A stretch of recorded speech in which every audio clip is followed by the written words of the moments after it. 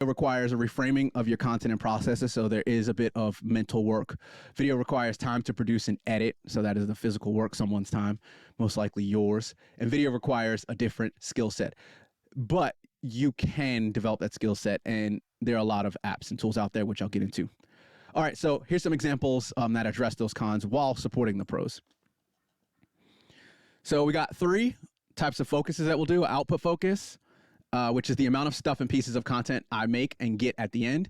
An outcome focus, which is the value of what I get at the end, things that are mostly intangible. And then YouTube strengths. And it's a really cool real world example of what happened to me. And I know it happens to others. I've actually heard of it happening to others. So example 1, output focus. How much time does it take to record a podcast from topic, ideation, guest booking, guest research, question generation, sorting recording issues, downloading all the audio and video files, naming them, editing them, transcript, show notes, publishing, and if you can get to it, social media and general marketing. For me, it's anywhere from 5 to 8 hours to do all of that. Usually gets closer to the 10, 11 hour mark if I do have a lot of good pieces of content to do the marketing and social media type of stuff. So I'll get 800 to 1,500 listens or impressions from the audio only podcast.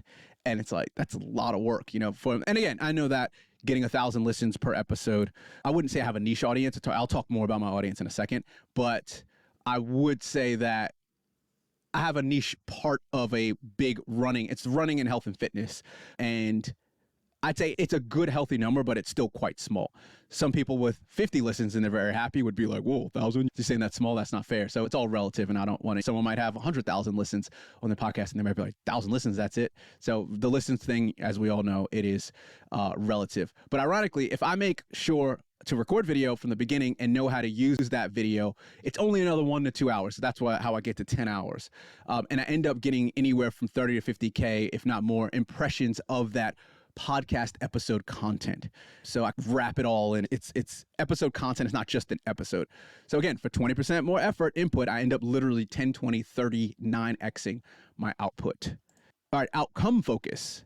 Raw content without video outperforms other formats. So I have a podcast on YouTube without video, and it's just using moving B-roll video. So all my video podcast content that's out has video. So about 2 years ago, or even longer than that, I knew video was all the rage and I knew I wanted to get into it, but I said, I'm just going to record all that.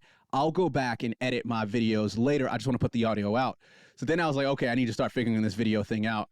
And with this one, I'll give you more detail on this in literally 1 minute. But with this one episode, which is really interesting, and again, it's a great example, I didn't even record me and the guy talking. I did, but I didn't edit it.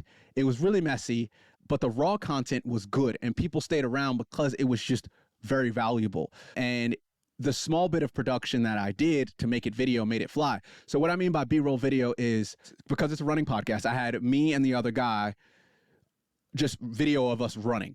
So whenever he talked, it'd be video of him running or doing something running related. Whenever I talked, and I was being so lazy, and I didn't even think to add in closed captions to it, because I was like, oh, people just click the closed caption button on YouTube, but people did not click that. So that means that the raw content worked.